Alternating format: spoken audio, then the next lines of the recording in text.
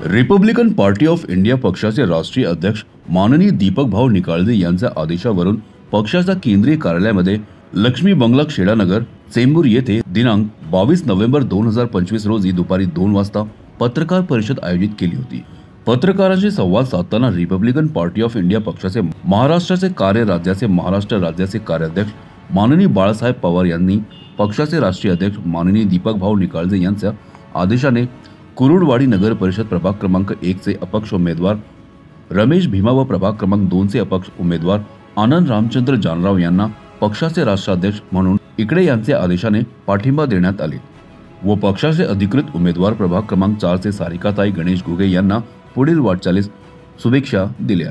जय महाराष्ट्र।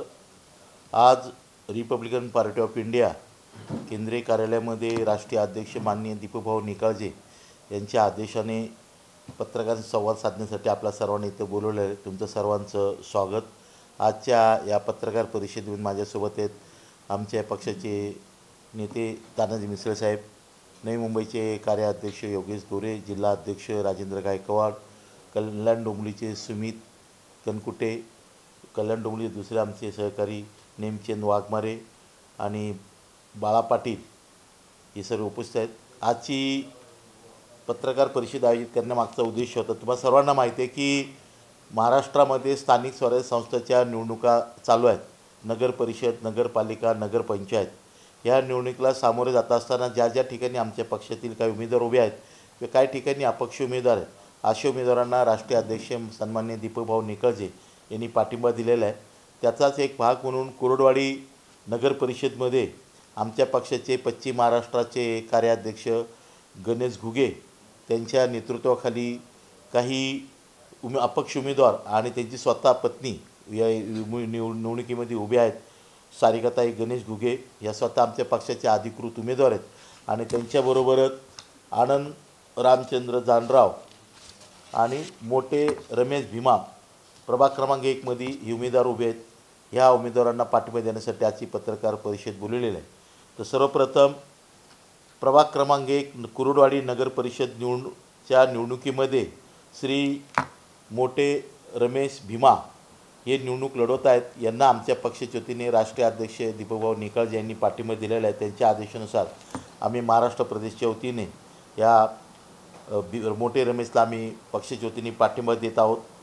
तसेच दुसरे आनंद रामचंद्र जानराव प्रभाग क्रमांक 2 हे सुद्धा अपक्ष उमेदवार आहेत कुरुडवाडी नगर परिषदमध्ये। यांनासुद्धा पक्षाचे राष्ट्रीय अध्यक्ष सन्माननीय दीपकभाऊ निकाळजे यांच्या आदेशाने आम्ही पक्षातून त्यांना पाठिंबा देत आहोत। आणि आमच्या पक्षाचे अधिकृत उमेदवार जे आमचे पश्चिम महाराष्ट्राचे कार्यकर्ते आहेत त्यांच्या मिसेस सारिकाताई गणेश घुगे या निवडणुकीमध्ये आहेत, त्यांना राष्ट्रीय अध्यक्ष यांनी शुभेच्छा दिलेल्या आहेत। आणि या संदर्भाची पत्रकार परिषद आयोजित केलेली इथं आपल्याला बोलवलं आहे।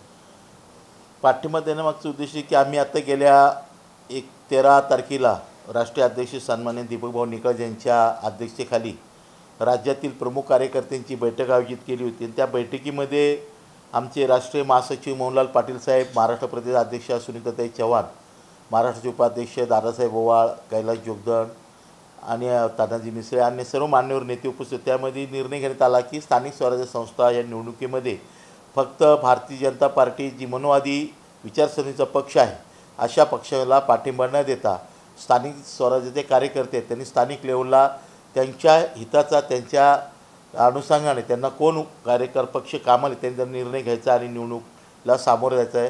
त्याप्रमाणे आम्ही पक्षाच्या वतीने आदेश दिलेले आणि म्हणून नगर परिषद कुरुडवाडी येथे आम्ही जे 2 अपक्ष उमेदवार आहेत त्या उमेदवाराला आम्ही पाठिंबा देत आहोत। त्याच्याबद्दल आपण कसं पाहताय? खरं तर याला राष्ट्रीय अध्यक्ष दीपकभाऊ निकाळजे सातत्याने पहिल्यापासून याच्या विरोधात होते। सुरुवातीला जेव्हा ते निवडणुकीला उभे राहिले होते आणि त्यावेळेस त्यांनी EVM मशीन संदर्भात शंका उपस्थित केली, लोकांनी त्यांना थोडंसं हास्यास्पद घेतलं की दीपकभाऊ निकाळजे हे असे काय बोलतात। पण वारंवार असे प्रकार घडत गेलेले आहेत, पण दीपकभाऊ निकाळजे याच्या नेहमीच विरोधात राहिलेले। म्हणून आता सर्व पक्षाच्या वतीने जो मोर्चा काढण्यात आलेला होता सत्याचा मोर्चा, राष्ट्रीय अध्यक्ष दीपकभाऊ निकाळजेच्या आदेशाने आम्ही त्या मोर्चाला पाठिंबा देण्यासाठी गेलेलो होतो। आणि हे आता वारंवार होत चाललं। आता तर खरं तर ह्या निवडणूक आयोगावर लोकांचा विश्वासच राहिलेला नाही आहे। खरं तर आम्ही रिपब्लिकन पार्टी ऑफ इंडियाचे राष्ट्रीय अध्यक्ष दीपकभाऊ निकाळजे यांच्या वतीने निवडणूक आयोगाला आम्ही एक मागणी करतो, तुम्ही निवडणूक घेण्याचा खेळ बंद करावा आणि सत्ताधारी पक्षाला सरळ तुम्ही महापौर, तुम्ही नगराध्यक्ष असं त्यांनी घोषित करावं। रडीचा खेळ खेळण्यापेक्षा डायरेक्ट ज्या तुम्ही ज्यांच्या घरी गुलामगिरी करतात त्यांच्या मालकाला तुम्ही नतमस्तक होऊन त्यांच्या हस्ते तुम्ही डायरेक्ट सत्तेची सूत्र द्यावी।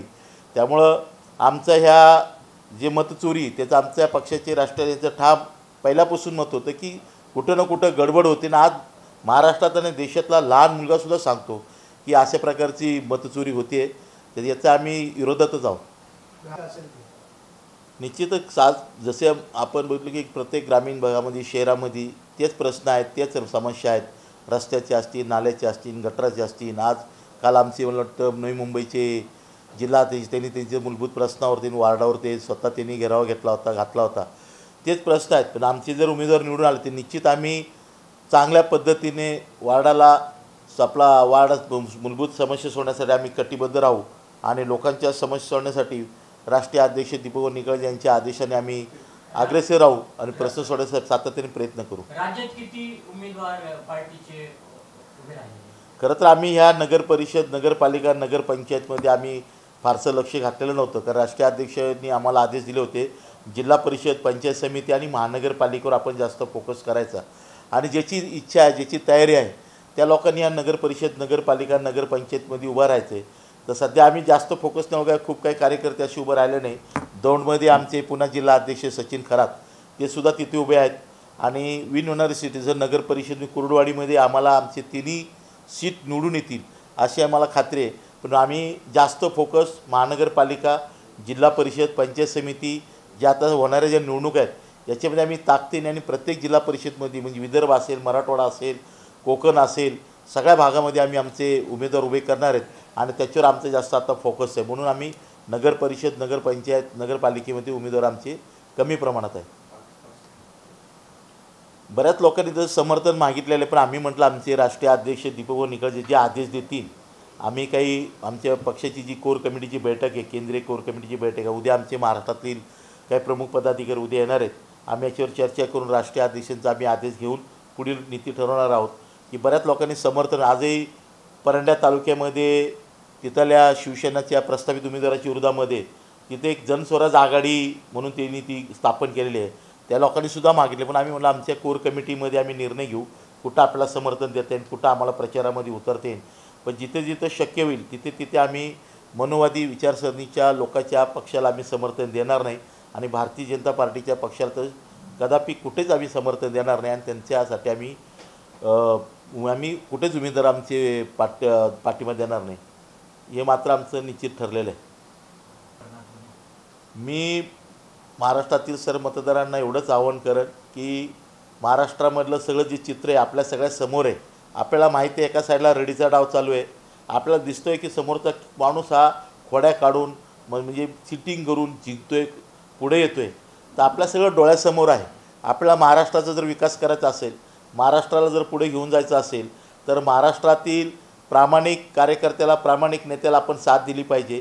हे जे ढोंगीबाजी जे सरकार आहे आता ज्या पद्धतीने तोडफोड करून, आता काल बघितलं असं जळगावमध्ये एकाची कॉलर पकडून फॉर्म मागे घेण्यासाठी जी दादागिरी झाली महाराष्ट्रामध्ये कधीच नव्हती। फक्त आणि भारतीय जनता पार्टीची सत्ता आल्यानंतर जो त्यांच्या कार्यकर्त्यांचा जो माज आलेला आहे हा सर्व लोकांना माहिती आहे। म्हणून आम्ही रिपब्लिकन पार्टी ऑफ इंडियाच्या वतीने आम्ही आवाहन करू की आपण स्थानिक लेवलला या अशा प्रवृत्तीला गाडण्यासाठी सर्वांनी एकजुटीने, एक मुखाने जो गावचा विकास करीन, आपल्या विभागाचा विकास करीन त्या उमेदवाराच्या पाठीशी उभं राहिलं पाहिजे। त्या अनुषंगाने पक्षाचे आदेश आहेत, पक्षाचे राष्ट्रीय अध्यक्ष जसे आम्हाला आदेश दिलेले आणि येणारी जी महानगरपालिकेची निवडणूक आहे, जिल्हा परिषद, पंचायत समिती, त्याच्या अनुषंगाने रिपब्लिकन पार्टी ऑफ इंडिया ताकदीने आम्ही उमेदवार उभे करणार। प्रत्येक जिल्हा परिषदला, प्रत्येक पंचायत समितीला आमचा उमेदवार उभा असणार आहे। त्याची रणनीती उद्या आमची त्या संदर्भातली बैठक आहे। हां बरोबर, त्यांनी खरं तर ते दुर्दैव आहे, असं व्हायला नको होतं त्या मुलाचं, पण ते आता तुम्ही जर बघितलं असं तुम्ही आमच्यापेक्षा जास्त फिरताय। पूर्वी कधी एवढं भाषावाद किंवा असं वाद नव्हता, आता एक प्रकारची जी मस्ती आहे, जी सत्ताधारी पक्षामुळे जी एका विशिष्ट वर्गामध्ये जी मस्ती आलेली आहे आणि त्या मस्तीने ते आम्ही हे करणार नाही, आम्ही बोलणार आणि कुठंतरी वाद निर्माण होतो। खरं तर महाराष्ट्रामध्ये मराठी भाषेला प्राधान्य दिलं पाहिजे, प्रत्येक प्रांतामध्ये त्या भाषेला प्राधान्य दिलं पाहिजे, त्याचा समान सन्मान ठेवला पाहिजे. परंतु फक्त भारतीय जनता पार्टीच्या सत्तेत आल्यानंतर हा जो माज वाढलेला आहे आणि याचाच कुठंतरी तो बळी त्या लहान बाळाचा गेलेला आहे.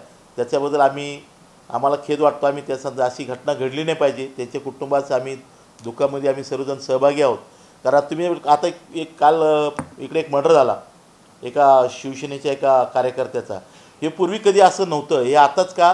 तर ही ज्या पद्धतीने मजुरी वाढलेली आहे. काल आपले महाराष्ट्राचे सांस्कृतिक मंत्री त्यांना एकाने प्रश्न विचारला की मुंबईचा महापौर हा मराठी असला पाहिजे. साधं त्या प्रश्नाचं उत्तर देण्याचं धाडससुद्धा या महाराष्ट्राच्या सांस्कृतिक मंत्र्यामध्ये नाही आहे.